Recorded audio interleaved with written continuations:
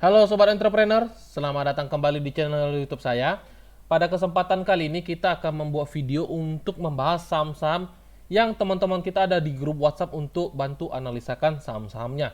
Jadi di sini seperti yang teman-teman perhatikan kita sudah rekap saham-saham apa aja yang akan kita bahas. Namun sebelum kita sampai ke topik pembahasan, saya ingin ingatkan kembali kepada teman-teman semua. Bagi teman-teman yang ingin membuka akun Mirai Aset Sekuritas, teman-teman dapat klik link yang akan saya sertakan di deskripsi. Nanti ketika teman-teman klik link tersebut, teman-teman langsung akan berkomunikasi dengan saya. Saya akan pandu teman-teman bagaimana caranya untuk membuka akun Mirai Aset Sekuritas. Nah, nanti ketika teman-teman membuka akun Mirai Aset Sekuritas, teman-teman akan kita masukkan ke dalam grup, yang dimana grup ini bisa menjadi suatu tempat untuk kita saling sharing, untuk tempat kita saling diskusi, dan untuk tempat kita saling berkembang, teman-teman. Jadi memang tempat ini atau grup ini saya buat khusus untuk kita bisa saling belajar ya. Jadi saya ingin grup ini bisa menjadi suatu hal yang berguna untuk teman-teman ke depannya, supaya nanti teman-teman ke depannya itu bisa trading secara mandiri. Jadi teman-teman tuh nggak trading karena ikut-ikutan, apalagi mendengar kata-kata para influencer gitu. Jadi saya berharap ketika teman-teman bergabung bersama kita, teman-teman teruslah belajar. Jadi di dalam pelajaran itu memang tidak mudah, teman-teman, tidak mudah karena saya pribadi jujur, yang bisa bikin kita survive di market itu bukan masalah seberapa hebat kita menganalisa, enggak, teman-teman. Jadi jujur saya pribadi melihatnya ya, probabilitas yang membuat kita make money di market adalah salah satunya pengalaman gitu. Jadi ketika teman-teman mempunyai pengalaman di market, pastikan itu bisa menjadi suatu pelajaran untuk teman-teman. Dan di sini kita bisa saling sharing untuk belajar bagaimana caranya untuk bisa lebih berkembang, teman-teman, untuk bisa lebih berkembang gitu. Oke, nah di sini kita akan membahas forecasting indeks kita terlebih dahulu, yang dimana kita mempunyai asumsi bahwasanya indeks kita kemungkinan besar akan mengalami koreksi. Namun seperti yang teman-teman perhatikan, indeks kita masih impulsif ke atas.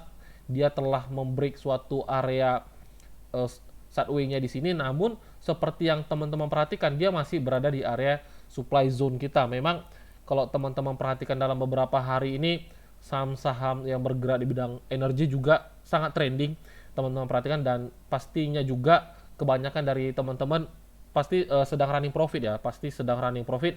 Tapi saya ingin beri masukan kepada teman-teman, harus tetap berhati-hati dan juga harus tetap waspada, karena di area sekarang itu merupakan area yang benar-benar penting, yang dimana selagi dia tidak benar-benar break di area yang telah kita tandakan atau berada di atas area supply zone-nya, tidak menutup kemungkinan akan ada terjadinya suatu koreksi, teman-teman. Jadi kalau seandainya untuk IHSG kita mengalami koreksi, besar kemungkinan juga dia akan cukup besar secara range, dia akan koreksi gitu.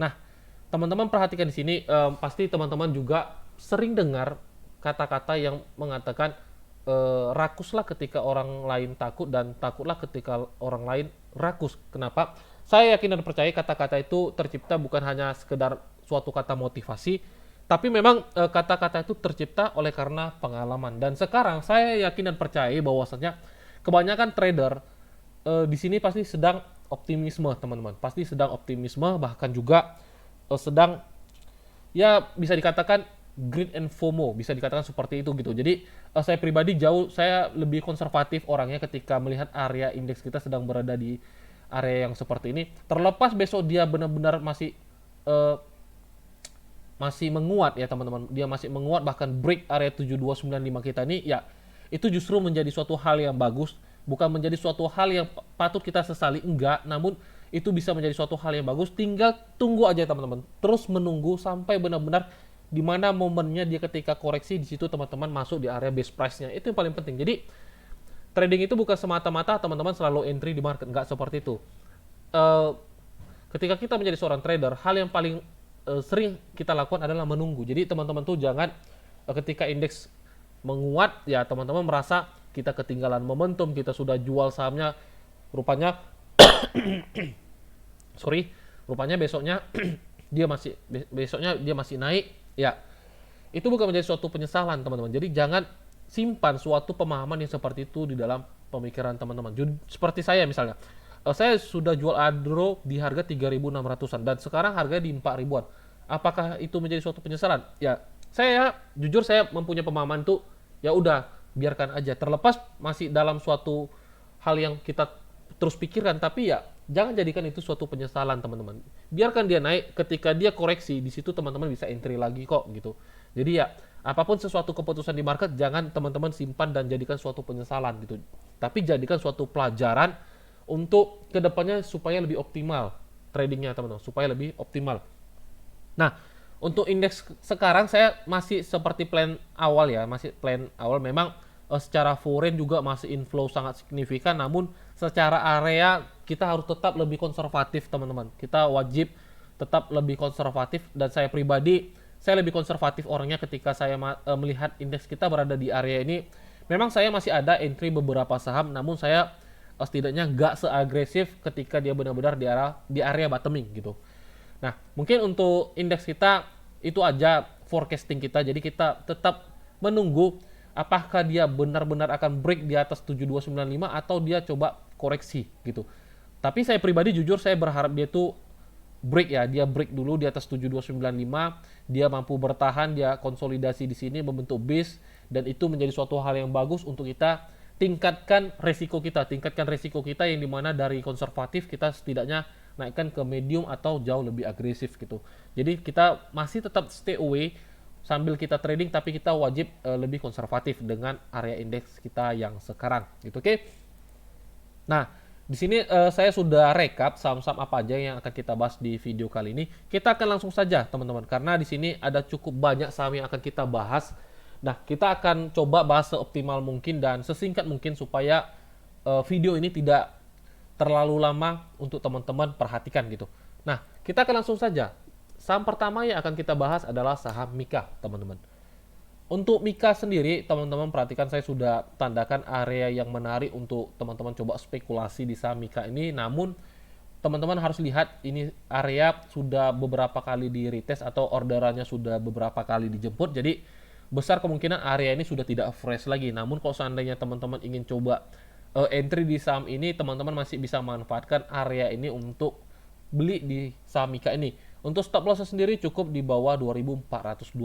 Nah, dengan price action yang model seperti ini, ketika harga benar-benar break di bawah 2420, saham ini teman-teman jangan toleransi lagi ya. Jangan toleransi itu maksudnya jangan hold sahamnya atau sampai adjustment, karena kita sudah cukup dapat informasi yang jelas bahwasanya ini merupakan area yang benar-benar penting, yang dimana kalau seandainya area ini dia benar-benar break, besar kemungkinan dia akan masuk ke area liquidity pool-nya, teman-teman. Di mana areanya? Yaitu di area yang ini. Ini adalah area liquidity pool yang dimana kalau seandainya area ini dia break, dia akan menuju area liquidity pool-nya, teman-teman. Yaitu di area bottoming-nya di sini, gitu. Jadi untuk Mika, kalau seandainya teman-teman ingin coba entry, perhatikan area dan stop loss-nya, gitu. Oke. Selanjutnya saham Mandiri, kita lihat. Saham Mandiri sebenarnya harganya sudah jalan dan benar-benar berada di area resisten ya teman-teman. Perhatikan dia sudah beberapa kali mencoba menembus area 9000, bahkan high-nya sendiri ada di 9075 gitu. Jadi kita lihat dia akan membentuk build seperti apa di sini, apakah dia membentuk base suatu akumulasi atau bagaimana. Kita akan perhatikan beberapa hari ke depan. Namun kalau seandainya teman-teman bertanya apakah menarik untuk entry di area sekarang, saya lebih sarankan untuk teman-teman menunggu aja teman-teman. Jangan takut ketinggalan momentum atau takut harganya rupanya jalan. Jangan takut teman-teman. Jadi saya sepertinya selalu sering katakan market itu selalu menyediakan opportunity, selalu memberikan kita opportunity. Jadi ketika saham yang udah kita watchlist sahamnya jalan, ya biarkan aja jalan teman-teman. Masih banyak opportunity yang masih bisa kita perhatikan di market gitu. Tapi kalau seandainya teman-teman sudah punya barangnya di area bawah, teman-teman masih bisa hold sahamnya karena saham ini sedang trending gitu. Jadi ketika harga saham sedang trending seperti ini, sangat sayang untuk teman-teman TP. Jadi lebih baik TP-nya itu pasang trailing stop. Itu jauh lebih optimal daripada teman-teman harapkan suatu target area gitu. Jadi misalnya nih, dia sedang berkonsolidasi di area ini ya kan, sedang berkonsolidasi di atas area 8850. Nah, teman-teman kasih toleransi setidaknya misalnya kita katakan di 8700. Kalau seandainya harga break di bawah 8700, baru teman-teman taking profit dulu. Selagi harganya berada di atas 8700, ya teman-teman jangan taking profit saham ini. Jadi itu adalah metode yang paling optimal untuk teman-teman terus follow the trendnya. Selagi trennya tidak patah, ya teman-teman jangan uh, taking profit sahamnya ini terlebih dahulu gitu. Oke. Itu untuk mandiri, teman-teman. Selanjutnya ada saham Tekim. Tekim juga tadi pagi saya sudah call bahwasannya apabila teman-teman ingin entry di saham ini, teman-teman masih bisa pertimbangkan karena secara structure market dia telah break area trendline bearishnya. Teman-teman perhatikan dia telah break trendline bearishnya, dan juga secara laporan keuangan saham ini sangat bagus secara valuasi. Saham ini murah secara valuasi, dan kita lihat klasteran dengan price action klasteran price actionnya juga masih menarik untuk teman-teman pertimbangkan untuk entry gitu. Dan jujur saya pribadi tadi entry di harga 7.100 ya. Saya entry di harga 7.100 di sini. Nah, saya entry di harga 7.100. Nah, tadi kita coba sesi sharing di grup. Ketika misalnya harga menyentuh area stop loss, saya jujur saya belum tentu langsung melakukan stop loss ya. Saya jujur belum langsung melakukan stop loss. Tapi saya akan reanalis dulu kembali saham ini apakah masih layak untuk di hold atau enggak, apakah masih layak untuk di buyback atau enggak. Makanya saya selalu sampaikan di WhatsApp, di Telegram, atau bahkan di YouTube bahwasanya ketika teman-teman ingin menaikkan win rate teman-teman entry di market adalah pilih saham yang bagus terlebih dahulu, pilih saham yang benar terlebih dahulu. Itu adalah suatu metode yang membuat win rate teman-teman tuh naik gitu. Jadi kalau seandainya teman-teman entry dan harganya masih correction, teman-teman reanalis masih menarik untuk di hold, ya hold aja sahamnya teman-teman, hold aja. Yang penting ketika dia masuk area demand zone, masuk di area base price, ya teman-teman buyback terus sahamnya, buyback terus. Jadi fokus ke dalam dagangan teman-teman dulu. Selagi dagangan teman-teman belum laku di harga atas, ya teman-teman jangan fokus di saham yang lain dulu. Fokus dulu di saham yang teman-teman punya, masuk area demand, buyback terus, dan saya yakin dan percayai melihatnya adalah dia akan jalan, akan ada waktunya dia akan jalan. Jadi seperti yang teman-teman perhatikan, contoh kita cerita Tekim ya, kita lihat Tekim memang secara harga dia belum jalan, namun di sini teman-teman perhatikan dia ada sebuah tendensi dia akan reverse, dia akan ada sebuah potensi dia akan reverse, yang dimana kita sudah punya forecastingnya dia akan coba reverse gitu. Nah, kalau seandainya dia benar-benar break di bawah 6.800, teman-teman tidak ingin stop loss, ya teman-teman masih bisa hold sahamnya gitu. Teman-teman masih bisa hold sahamnya. Yang penting adalah perhatikan di mana area demand zone untuk teman-teman terus melakukan buyback saham Tekim ini sendiri gitu. Nah, palingan apa sih kerugian terbesar metode seperti itu? Kerugian terbesar adalah satu, mungkin teman-teman kalah di time atau waktu, dan kedua apabila tidak benar-benar sesuai forecast kita. Misalnya kita katakan let's say dia benar-benar break di bawah area ini, kemungkinan besar dia akan terus drop gitu. Kemungkinan besar dia akan terus drop. Makanya saya katakan tidak ada sesuatu yang pasti di market, teman-teman. Tidak ada sesuatu yang pasti di market, dan tidak seindah pemandangan teman-teman perhatikan di media sosial gitu. Mungkin teman-teman lihat di media sosial seakan-akan sesuatu hal yang diperlihatkan adalah hal-hal yang indah, nggak seindah itu gitu. Jadi saya ingin beri masukan kepada teman-teman tuh, tradinglah secara mandiri. Jangan teman-teman lihat suatu instastory suatu influencer, teman-teman ingin belajar dari dia, ingin belajar dari B, ingin belajar dari C, ingin belajar dari D. Tandanya apa? Teman-teman terakhirnya nggak punya pendirian, teman-teman tuh nggak punya metode suatu yang kepastian gitu. Jadi pastikan misalnya gini, yang cocok style teman-teman seperti apa, pelajari benar-benar sampai matang gitu. Itu yang paling penting. Jangan nanti teman-teman belajar dari si A, teman-teman belajar dari si B, teman-teman belajar dari si C, terakhir nggak ada yang matang metodenya, nggak ada yang matang, dan itu justru membuat teman-teman galau di market. Itu yang berbahaya, teman-teman. Jadi kalau seandainya saya pribadi ketika teman-teman ingin entry di market, pastikan beli saham yang benar dulu, teman-teman. Beli saham yang benar dulu. Karena ketika teman-teman belum kuat untuk melakukan cut loss, ya setidaknya teman-teman buat forecasting di mana area-area untuk teman-teman terus melakukan buyback, dan percayalah akan ada waktunya harganya akan trending, dan di situ teman-teman bisa mendapatkan profit gitu. Jadi sesuaikan dengan style profil risk to reward ratio teman-teman, itu yang paling penting gitu. Nah, untuk Tekim secara area dia menarik, teman-teman. Secara price action dia menarik, dan secara area dia menarik.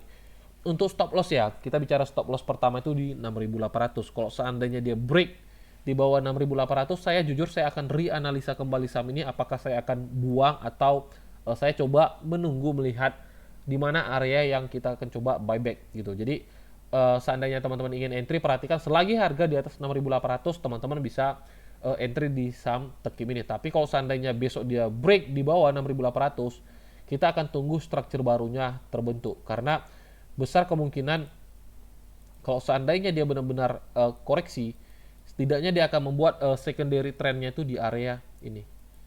Kemungkinan besar dia akan membuat secondary trendnya di area ini. Jadi kita tunggu di perdagangan besok. Kalau seandainya teman-teman entry, lihat aja kalau seandainya dia break di bawah 6.800, setidaknya kemungkinan besar dia akan membuat secondary trendnya di area demand zone yang telah kita tandakan ini gitu. Oke. Jadi itu untuk Tekim ya. Overall Tekim masih layak untuk teman-teman pertimbangkan hold barangnya apabila punya di harga bawah, atau entry apabila teman-teman tertarik untuk coba di saham Tekim ini gitu. Oke. Nah, selanjutnya ada saham Inco, teman-teman. Kita coba seoptimal mungkin ya dan sesingkat mungkin aja. Nah, untuk Inco sendiri teman-teman lihat, kita coba menganalisanya dari momentumnya yang ini. Kita melihat dari momentumnya yang ini ya. Sebentar, kita tandakan seperti ini. Kita lihat momentumnya ini adalah primary trend. Dia membuat secondary trend masuk area demand zone dan bereaksi seperti yang teman-teman perhatikan. Jadi biarkan dia jalan, teman-teman. Biarkan dia jalan. Kalau seandainya teman-teman ingin entry di saham Inco ini, saya lebih prepare wait and see aja, karena harganya sudah running 3%. Jadi kalau seandainya teman-teman ingin entry di saham Inco ini, tunggu struktur barunya kebentuk aja, teman-teman. Gitu, oke? Selanjutnya saham TINS. Kita lihat. Untuk TINS sendiri, kalau kita lihat ya, saya hapus dulu gambarnya. Kalau kita lihat dari ini, teman-teman lihat, dia overall hanya membentuk base. Teman-teman perhatikan dia berkonsolidasi.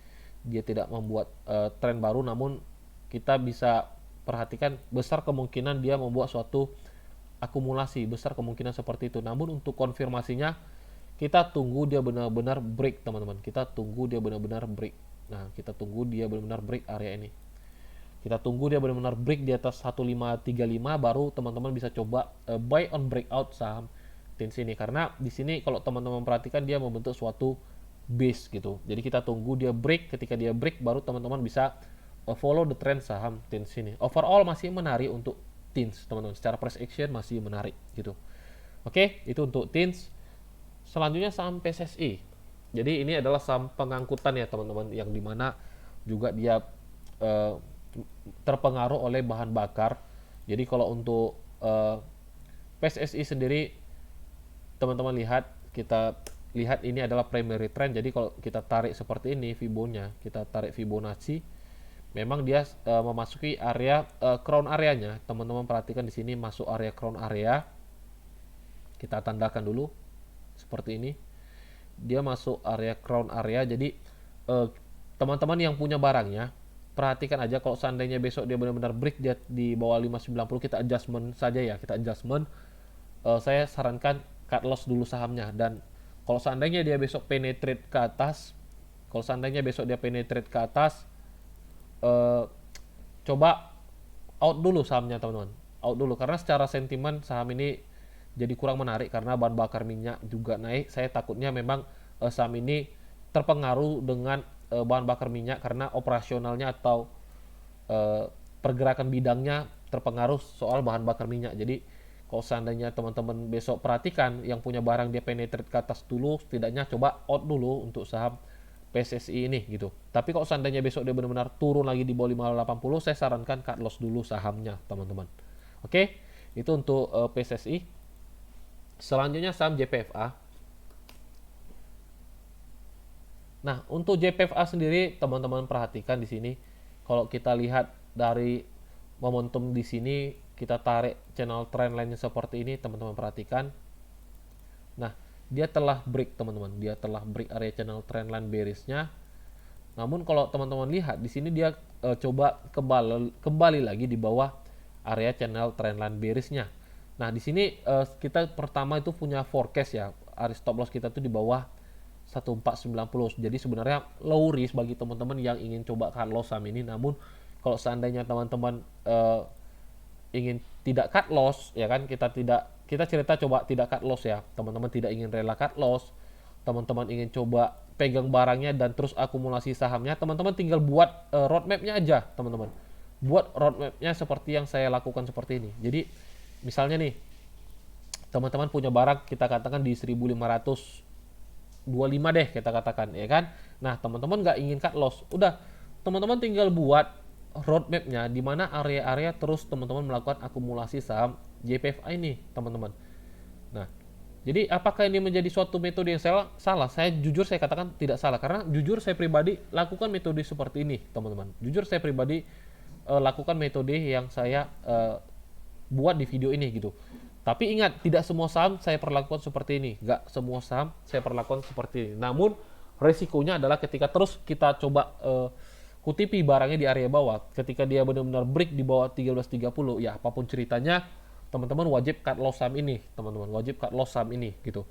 Mungkin risknya akan semakin gede, namun secara metode itu jauh lebih powerful ya. Saya pribadi merasakannya jauh lebih powerful. Jadi kalau seandainya nih dia break besok di bawah 1490 nih, kita cerita break di bawah 1490. Nah, teman-teman nggak ingin cut loss, teman-teman masih bisa coba terus akumulasi sahamnya. Yang pasti nggak boleh sembarangan akumulasi ya, teman-teman nggak boleh sembarang akumulasi. Perhatikan area-areanya, itu yang penting, teman-teman. Misalnya ini area pertama, ini area kedua, udah teman-teman buat roadmapnya seperti itu. Ketika dia masuk dua area ini, ya teman-teman bisa terus akumulasi sahamnya. Jadi teman-teman jangan fokus di saham yang lain dulu, jangan fokus di saham yang lain dulu, fokus di dagangan teman-teman yang belum laku terjual di harga tinggi gitu. Itu yang paling penting, karena kita trading itu berdagang, teman-teman.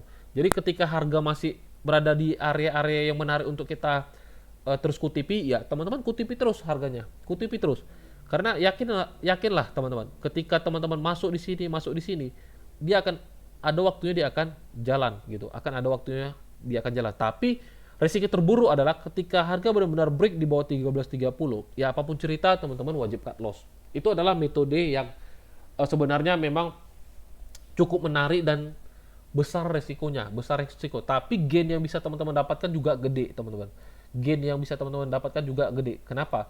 Karena selagi dia tidak break di bawah 1330, masih ada peluang untuk dia terus naik, masih ada dia peluang untuk terus naik. Tapi ketika dia break di bawah 1330, ya tidak ada kecil peluang dia masih mau naik, tapi justru besar kemungkinan dia akan terus drop gitu. Jadi ya sekarang tinggal teman-teman profil risikonya seperti apa gitu. Profil risikonya seperti apa? Misalnya besok dia break di bawah 1490, teman-teman cut loss dulu, teman-teman buyback di bawah-bawah, ya bisa lakukan, bisa lakukan. Sekarang kembali ke style teman-teman tuh seperti apa gitu. Karena yang bisa membuat teman-teman itu mendapatkan duit di market itu bukan orang lain, tapi adalah diri kita sendiri. Jadi pastikan ketika teman-teman sudah memutuskan untuk mencari uang di instrumen ini, teman-teman tuh yang bisa teman-teman andalkan adalah diri teman-teman itu, yaitu diri teman-teman sendiri, bukan orang lain. Orang lain tuh hanya sebagai referensi gitu. Orang lain tuh hanya sebagai referensi, dan yang bisa teman-teman andalkan adalah hanya diri teman-teman gitu. Oke, jadi untuk JPFA sebenarnya masih menarik. Secara area-area teman-teman lihat aja, bagi teman-teman yang misalnya nih nggak ingin cut loss, udah buyback aja di dua area ini, teman-teman. Ketika dia masuk area 1, area 2 buyback. Tapi ingat, ketika dia benar-benar break di bawah 1330, jujur saya pribadi saya akan cut loss sahamnya. Saya akan cut loss sahamnya gitu. Oke. Itu untuk JPFA ya. Secara overall masih menarik. Masih ada tendensi dia masih berpeluang naik ke 1700 gitu. Nah, selanjutnya saham BRMS kita lihat. Nah, untuk BRMS sendiri teman-teman perhatikan di sini. Dia mengalami suatu penurunan ya di perdagangan hari ini, namun dia memasuki area yang menarik untuk teman-teman perhatikan. Ini adalah area yang menarik untuk teman-teman perhatikan. Jadi kita di sini sudah terlihat jelas kalau seandainya ingin entry, stop lossnya cukup di bawah 222. Nah, kalau seandainya teman-teman entry di perdagangan besok open market, stop lossnya sendiri sebesar 5% di level 220. Jadi untuk BRMS secara area menarik, teman-teman. Untuk area menarik dan risk juga sudah terukur bahwasannya cukup di bawah 222. Nah, misalnya teman-teman trading di saham seperti ini, dia break di bawah 222, tidak ada adjustment ya, tidak ada adjustment saya melihatnya. Jadi ketika dia benar-benar break di bawah 222, jujur saya pribadi saya akan cut loss sahamnya apabila teman-teman entry di saham seperti ini, karena adjustmentnya cukup jauh di bawah gitu, cukup jauh. Jadi untuk saham ini tidak ada adjustment, jadi terlihat jelas bahwasannya stop loss di bawah 222 gitu. Oke, itu untuk BRMS. Selanjutnya saham ITMG. Untuk ITMG sendiri teman-teman lihat dia sudah break high sebelumnya dan itu sangat bagus. Dan seperti teman-teman perhatikan, kita udah pernah rekomendasi ITMG ketika dia retrace ke bawah ini apabila teman-teman menonton video saya yang sebelumnya. Dan di sini kalau kita perhatikan dia break high, teman-teman lihat di sini dia break high sebelumnya, di sini dia break high sebelumnya. Dan ketika harga sudah jalan seperti ini, saya ingin sarankan kepada teman-teman lebih baik jangan terobos masuk. Ingat, saya selalu katakan ketika teman-teman ingin entry di market, perhatikan resikonya terlebih dahulu. Terlepas besok dia masih mau jalan sampai 50.000, terserah teman-teman. Pikirkan resikonya terlebih dahulu, jangan pikirkan potensinya gitu. Jadi ketika kita entry di market, hal yang perlu kita perhatikan adalah resikonya terlebih dahulu gitu. Pikirkan resikonya terlebih dahulu. Nah, dengan kondisi ITMG sekarang, kalau seandainya teman-teman ingin entry, jujur saya pribadi secara risk to ratio juga sangat jauh secara risknya. Jadi kita lebih baik wait and see aja. Karena apa? Yakin dan percayalah akan ada waktunya dia akan koreksi, teman-teman. Akan ada time-nya dia akan koreksi. Jadi tunggu aja sampai dia koreksi. Terlepas besok dia mau naik, biarkan teman-teman. Pikirkan resikonya, ingat, pikirkan resikonya, jangan pikirkan potensinya. Terlepas besok mau naik, kalau seandainya memang benar-benar gak ada momentum, gak entry, jangan entry teman-teman, jangan entry gitu. Jadi yaudah biarkan harganya jalan terus, biarkan harganya running terus. Tapi ketika dia koreksi, siap-siap untuk entry. Ketika teman-teman harga koreksi, entry, harga running, jangan cepat-cepat TP teman-teman, jangan cepat-cepat TP, biarkan let profit run gitu. Jadi untuk mengoptimalkan profit itu jangan ketika teman-teman dapat harga di best price, teman-teman cepat TP, itu yang sangat disayangkan ya. Teman-teman dapat di best price tapi ketika harga running teman-teman langsung TP, itu yang sangat disayangkan gitu. Jadi untuk ITMG wait and see aja, akan ada waktunya koreksi dan kita akan masuk ketika dia koreksi gitu. Dengan sekarang saya lebih prepare menunggu dia koreksi teman-teman. Oke. Nah, sorry saya batuk. Selanjutnya saham SMBR. Untuk SMBR kalau teman-teman perhatikan di sini dia mengalami penurunan dan di sini coba dia build ke atas. Teman-teman perhatikan dia sedang landing ke atas, dan kalau kita coba tarik channel trendline-nya seperti ini. Nah, kita tarik channel trendline-nya dan kita coba lihat area resistannya di sini. Nah, teman-teman akan menemukan bahwasanya dia sedang membuat ascending triangle gitu. Dia seperti membuat pola chart pattern ascending triangle. Jadi kalau seandainya teman-teman ingin entry di saham SMBR ini, tunggu dia benar-benar breakout di atas 500 baru teman-teman bisa entry di saham SMBR ini. SMBR menarik teman-teman, SMBR menarik, namun dia menarik ketika dia benar-benar breakout di atas 500. Kalau seandainya dia breakout di atas 500 seperti ini, teman-teman bisa buy on breakout saham SMBR ini, karena ascending triangle-nya jadi dan besar kemungkinan dia akan running ke atas gitu. Jadi teman-teman bisa masukkan watchlist SMBR ini, namun kalau seandainya entry, tunggu dulu konfirmasinya ketika dia break di atas 500. Oke, itu tuh SMBR. Selanjutnya INDR. Untuk INDR kita lihat dulu. Nah, INDR teman-teman perhatikan, saya sudah forecast sebelumnya bahwa saya saham ini kemungkinan besar dia akan trend turun, dan di sini dia break area demand sebelumnya. Teman-teman perhatikan di sini, dan dia terus membuat new low. Ketika harga sudah membuat new low seperti ini, saya ingin katakan kepada teman-teman gak usah lirik saham yang seperti ini teman-teman. Ketika harga sudah terus membuat new low seperti ini, teman-teman gak usah lirik saham ini gitu, karena ya sahamnya udah konsisten membuat new low baru gitu. Jadi ya gak usah teman-teman gak usah lirik gitu. Kalau seandainya teman-teman entry di area base nya di sini dan sekarang dia break seperti ini, saya sarankan cut loss sahamnya teman-teman, karena besar kemungkinan dia akan kejar area liquidity-nya. Nah, liquidity-nya di mana? Setidaknya dia akan kejar area di sini gitu. Jadi Kalau untuk INDR sendiri saya sarankan cut loss dulu, perhatikan besar kemungkinan dia akan masuk 6.200 gitu. Oke, itu untuk INDR teman-teman. Selanjutnya saham Adaro kita lihat. Adaro juga sama ya, sahamnya sudah trending teman-teman perhatikan, dan di sini tekanan demandnya sangat kuat sehingga naiknya sangat signifikan seperti ini. Saya seperti katakan kembali kepada teman-teman, harganya sudah running seperti ini dan kita kemarin sudah jual di area 3.650 ini. Tidak ada yang perlu disesali teman-teman, tidak ada yang perlu disesali. Ketika dia sudah running seperti ini justru bagus gitu, justru bagus, jangan disesali teman-teman, jangan disesali. Jadi anggap harga sekarang adalah keuntungan dari orang yang membeli barang teman-teman di harga 3.600-an ini. Karena apa?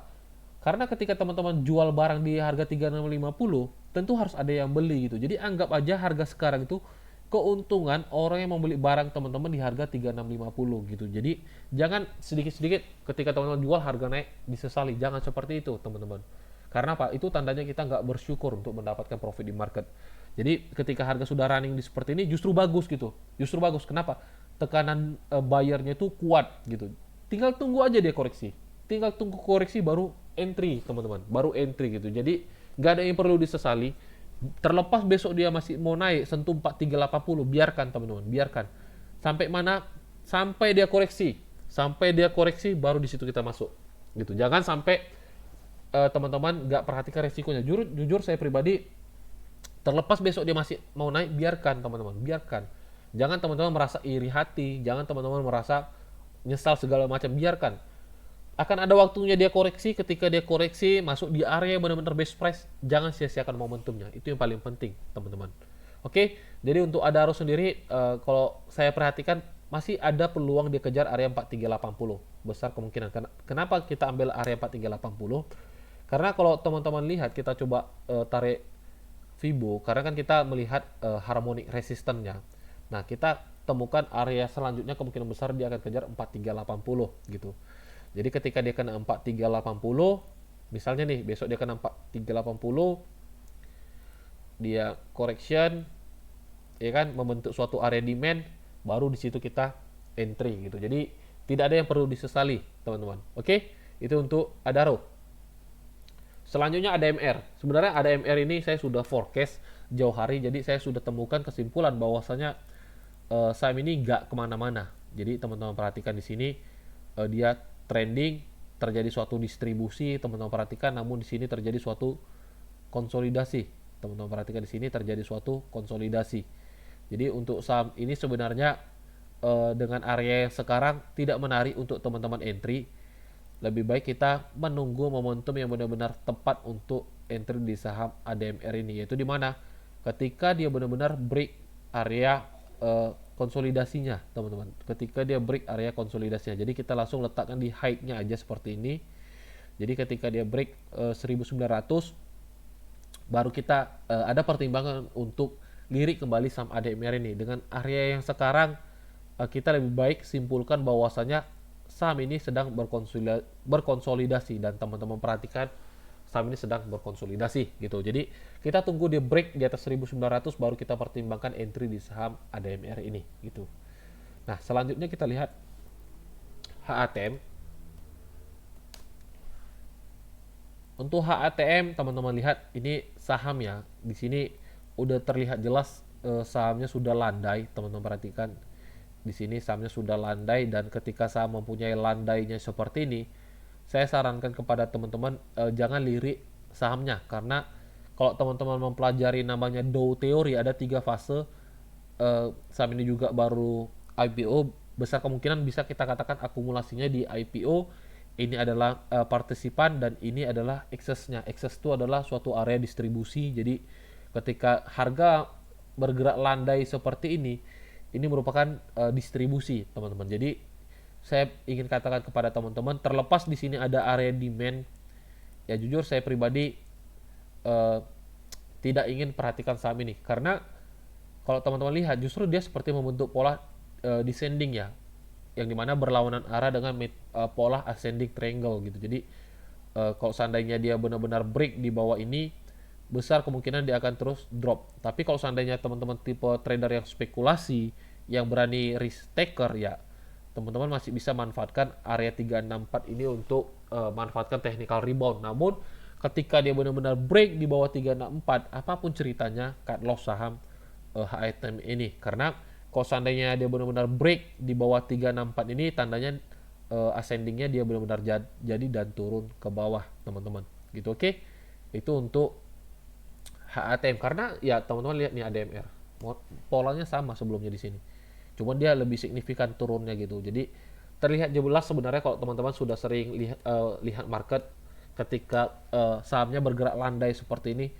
terlihat seperti distribusi gitu. Oke, itu untuk HATM. Jadi saya pribadi kalau seandainya ingin entry ya, coba lihat area 374 sampai 364 aja deh. Fishing bottom aja, tapi break 364, apapun ceritanya wajib cut loss saham ini gitu. Oke. Selanjutnya saham BBHI. BBHI masih menarik kalau teman-teman ingin coba spekulasi buy. Yang penting ingat, sekali lagi saya katakan, cut loss-nya di bawah 3.200. Jadi besok spekulasinya masuk di area kita. Namun perhatikan ketika dia benar-benar break di bawah 3.200, wajib cut loss saham ini. Nggak ada cerita adjustment ya, karena ini udah terlihat jelas support quote-nya di 3.200 gitu. Jadi kalau seandainya dia break, tidak ada kata adjustment, karena besar kemungkinan ketika dia break di bawah 3.200 dia akan drop gitu. Jadi ada saham yang memang bisa kita toleransi, ada saham yang nggak bisa kita toleransi. Dengan area yang seperti ini, ketika dia break di 3.200, saya ingin katakan kepada teman-teman, tidak ada yang bisa kita toleransi ketika dia break di bawah 3.200 gitu. Oke, itu untuk BBHI. Selanjutnya saham ACES, teman-teman.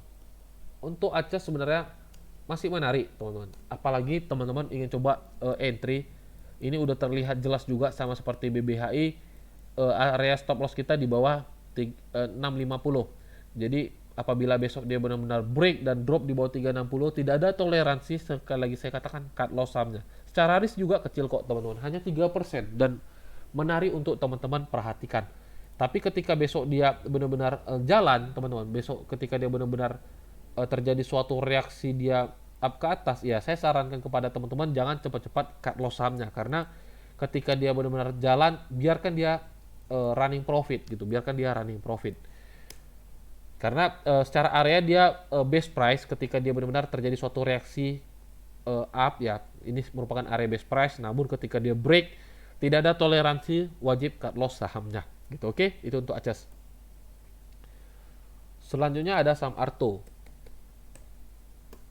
Nah, untuk Arto sendiri, ini saham sudah terdistribusi dari harga atas ya, teman-teman perhatikan di sini. Dan secara tren dia, teman-teman lihat, dia drop lagi ke bawah. Nah, untuk Arto sebenarnya jujur saya pribadi, saya tidak pernah entry di saham Arto ini, karena saya pribadi jujur kurang menarik untuk saya tradingkan bagi saya pribadi. Tapi kalau teman-teman masih ingin coba entry di saham Arto ini, saya lihat memang ada area yang bisa teman-teman manfaatkan. Ini adalah areanya. Tapi kalau seandainya dia benar-benar break di bawah area ini, tandanya dia overlap dari low area ini gitu. Jadi ketika dia benar-benar break di bawah 7.450, ya saya sarankan kepada teman-teman cut loss sahamnya, teman-teman. Cut loss sahamnya nih. Sorry, kita adjustment. Area yang bagus untuk teman-teman entry ya di saham Arto itu di 7.800 sampai 7.425 gitu. Jadi ketika dia masuk area ini, baru teman-teman bisa entry di saham Arto nih. Tapi kalau dia benar-benar break di bawah 7.425, cut loss sahamnya, teman-teman, karena besar kemungkinan dia bisa drop sangat jauh gitu. Namun saya pribadi sih kurang menarik. Jujur saya pribadi gak pernah entry di saham Arto nih. Jujur saya pribadi gak pernah entry di saham Arto ini gitu. Oke, itu untuk Arto ya. Selanjutnya saham terakhir yang kita bahas, saham Elsa. Nah, saham Elsa jujur saya sudah punya barangnya, dan saya punya harga di harga 320, tepatnya di 321 average-nya, teman-teman. Dan saham ini jujur saya pribadi melihatnya sangat menarik. Jujur saya pribadi melihatnya sangat menarik, dan target saya untuk Elsa ini minimal ya, minimal tuh saya udah lihat tuh setidaknya target saya di 360, teman-teman. Itu minimal target saya. Saya butuh melihat laporan keuangan terlebih dahulu. Ketika secara laporan keuangan benar-benar bagus, besar kemungkinan target selanjutnya setidaknya di area-area berikutnya gitu. Nah, di sini sebenarnya kalau teman-teman benar-benar menguasai technical analysis, di sini teman-teman lihat saham ini ada yang akumulasi, teman-teman. Kenapa? Dia tidak dikasih break ke bawah, tidak dikasih drop ke bawah. Jadi ketika dia memasuki area-area ini, teman-teman perhatikan, ketika dia benar-benar masuk area ini, sebentar ya. Nah, ketika dia benar-benar masuk area ini, teman-teman, ada suatu reaksi yang mengakumulasi. Teman-teman lihat nih, candlenya doji, tapi kalau kita perhatikan dia tidak dikasih drop ke bawah gitu.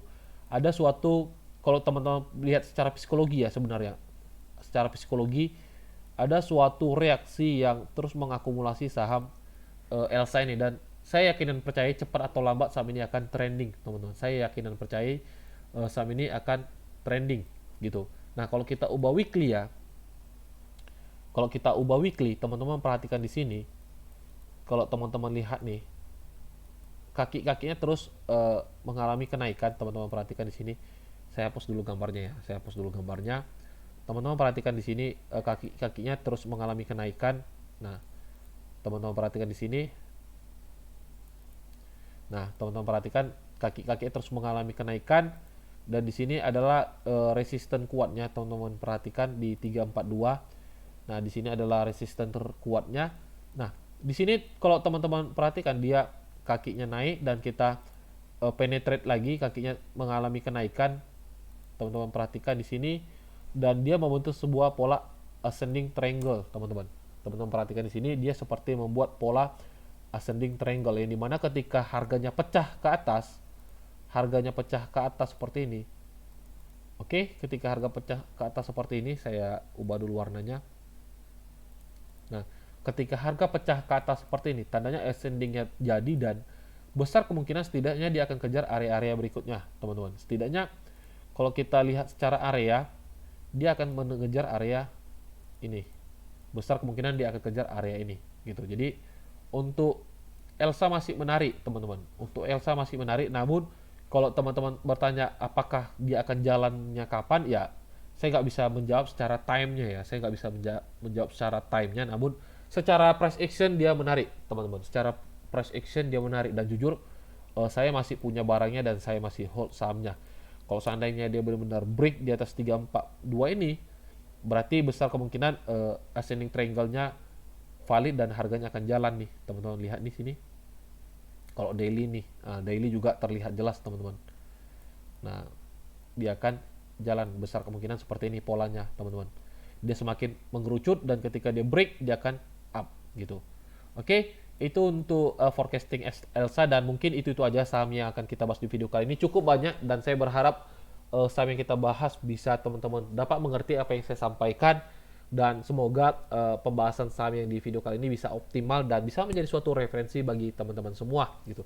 Nah, sekali lagi saya ingatkan kepada teman-teman semua, bagi teman-teman yang ingin bergabung bersama kita, trading bareng, belajar bareng, dan sharing bareng, teman-teman dapat membuka akun Mirai Aset Sekuritasnya. Nanti kita akan sharing dan belajar bareng di Mirai Aset Sekuritas. Oke, sampai di sini aja videonya, teman-teman. Sampai jumpa di video-video selanjutnya. Salam entrepreneur.